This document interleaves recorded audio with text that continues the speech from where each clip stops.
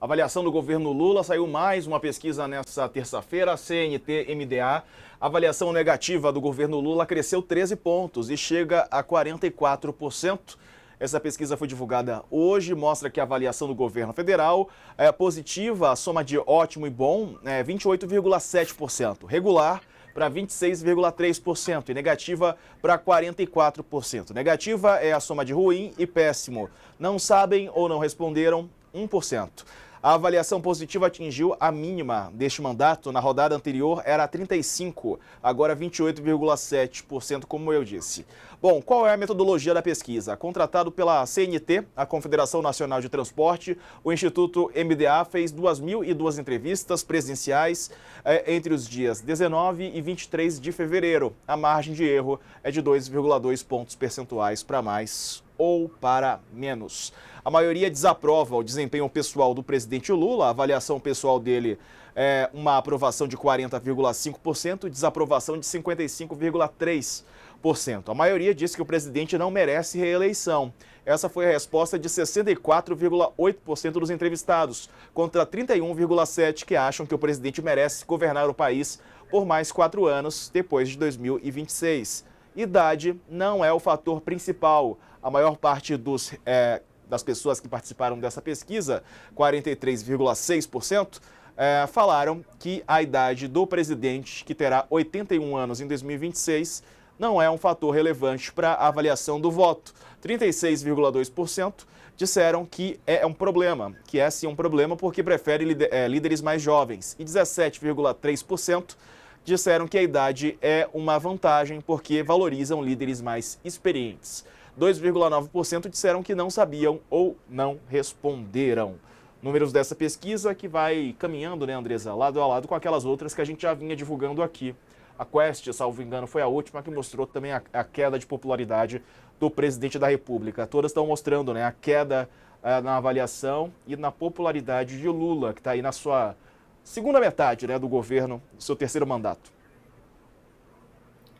Pois o que eu tenho ouvido muito dos pesquisadores, né, que analisam as pesquisas com mais profundidade, isso também está reverberando aqui no discurso do Congresso, é que todo mundo aqui tem pesquisa, viu, Diego? Os partidos fazem pesquisa cotidianamente, isso reflete também na forma como eles vão apoiar o governo. É que o discurso do presidente Lula cansou as pessoas. Então, o que está se vendo hoje é que as pessoas estão buscando alguém que prometa a elas prosperidade, que dê a elas a condição de prosperar. Né? A gente vê que com taxas de desemprego as pessoas estão mudando muito, né, para abrir pequenas empresas, microempresas, e ali essa vontade de prosperar, isso vem muito das redes sociais, né, que acabam destacando muito esses influenciadores que demonstram aí rendimentos milionários, e isso acaba fazendo com que o eleitor pense mais nele próprio, no seu crescimento pessoal, do que no crescimento do país. Então, figuras como o Pablo Marçal, por exemplo,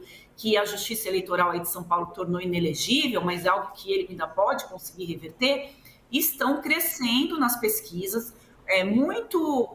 O Pablo Marçal, algumas pesquisas que eu tive acesso, já aparecia lá em terceiro lugar, quando a esquerda não se divide, por conta justamente desse discurso da prosperidade. Então, ninguém quer saber o passado do Pablo Marçal, todas as amizades enroladas que ele tem, mas esse discurso que ele coloca de que a sua vida pode melhorar. O governo do presidente Lula, isso na campanha já ficou muito claro, se desconectou, né, na campanha municipal, onde a gente viu que o centro ganhou muito espaço, se desconectou com o eleitorado. O presidente Lula tem feito eventos falando apenas para convertidos e enaltecendo a ele mesmo, né? Então, o Lulinha está voltando, o Lulinha está bem, o Lulinha está isso, o Lulinha está aquilo. Não é isso que as pessoas querem ouvir, as pessoas querem ir para o supermercado e conseguir fazer uma compra que encha pelo menos aquela cestinha, Diego. Não está dando nem para encher a cestinha. Hoje eu fui lá, comprei um pé de alface, um tomate, umas coisas, deu R$200, que assustado, eu não costumo muito ir ao supermercado. E aí a gente vai sentindo na pele, né, as consequências disso. Então, o governo não está conseguindo combater isso, e não é com medidas populistas e reinaugurando, né, várias medidas que o governo já tomou, que o Lula vai conseguir reverter isso. Ainda há tempo? Muita gente diz que ainda há tempo. A gente tem 2 anos ainda para o final de mandato e o governo tem a máquina pública na mão. O problema é que vai queimar muito dinheiro e o país está numa crise fiscal. Não tem articulação política com o Congresso, até agora não se sabe quem vai fazer essa articulação, e o Lula só está conseguindo mexer nos nomes ali do PT. Então, realmente, a situação está muito difícil e não há marqueteiro, né, que vai conseguir resolver isso, porque como é que ele vai fazer para baixar o preço dos alimentos? Aí tem que chamar o Haddad e respeitar as políticas do ministro para tentar resolver aí o problema da economia. Couto, e aí, meu amigo, a avaliação do governo tá ruim. E do presidente também, né?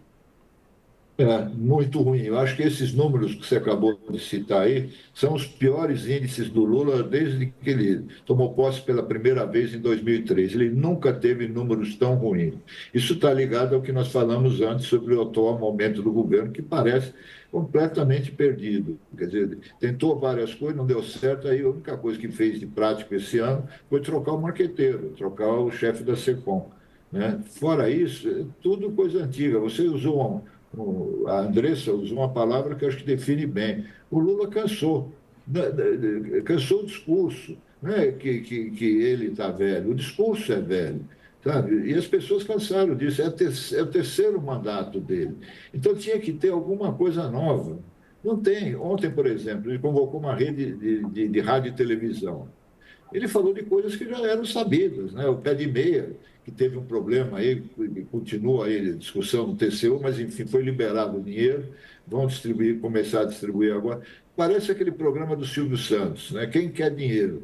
E isso não vai dar certo. Isso já em outras vezes não deu certo. Porque quanto mais dinheiro o governo gasta, né, maior é a inflação, maiores são os juros, e aí vira um círculo vicioso que roda contra o governo, né? Então, por isso que eu digo que está na hora de dar um freio de arrumação geral, reformar de verdade o Ministério, trazer gente nova, com ideias novas, sabe? E iniciar um segundo mandato, o segundo tempo do terceiro mandato, com outras coisas, com alguma novidade, porque estão girando em círculo.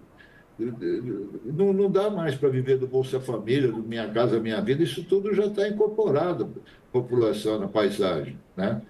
E eu não estou vendo no governo ninguém que possa ajudar o presidente nesse momento a encontrar saídas, a encontrar soluções, novas propostas, novos projetos. Não estou vendo ninguém.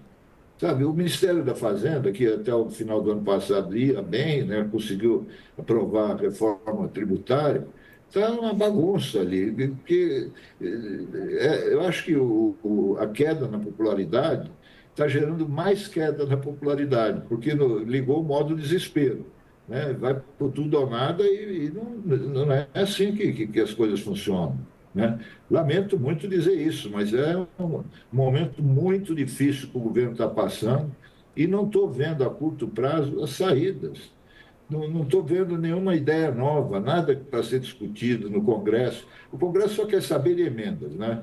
A gente fala muito do governo e com toda razão, mas o Congresso também não faz nada. O Congresso não aprovou orçamento até agora. Você imagina, estamos no final de fevereiro e não tem Congresso, não tem orçamento aprovado. Aí deu problema com o Plano Safra, aí corre atrás. O governo está toda hora correndo atrás do prejuízo. É isso que está acontecendo. E isso se reflete em todas as pesquisas.